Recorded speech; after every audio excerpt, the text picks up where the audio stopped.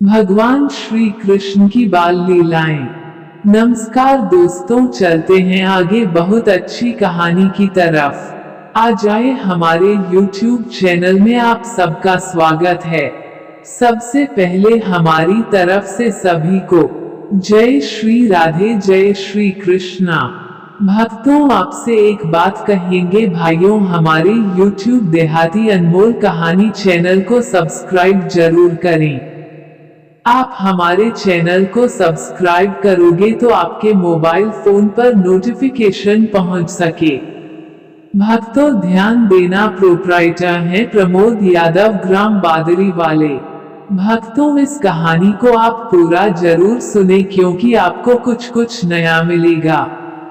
भक्तों, ध्यान देना। भगवान कृष्ण की बाल लीलाएं।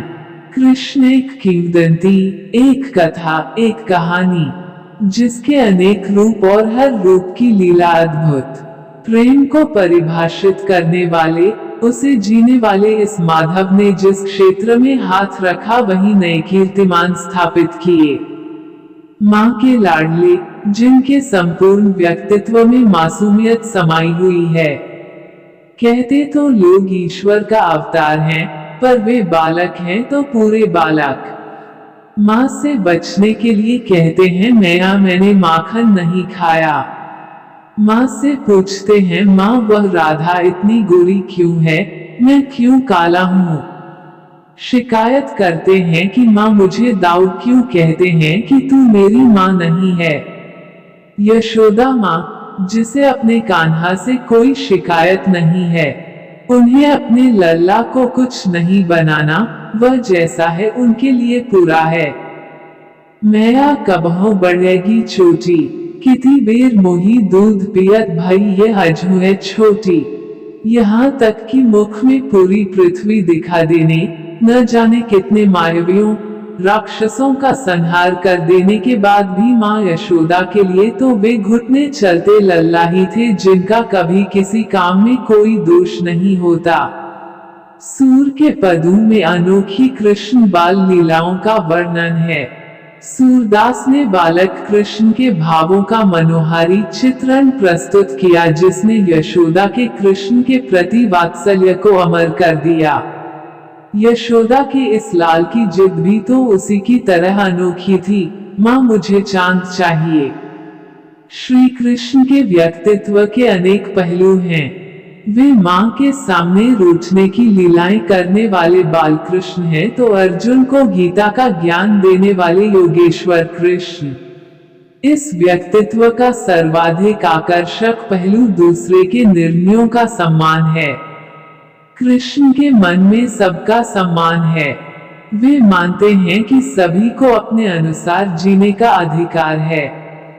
अपनी बहन के संबंध में लिए गए अपने दाऊ बलराम के उस निर्णय का उन्होंने प्रतिकार किया जब दाऊ ने ये तय कर लिया कि वह बहन सुभद्रा का विवाह अपने प्रिय शिष्य दुर्योधन के साथ करेंगे।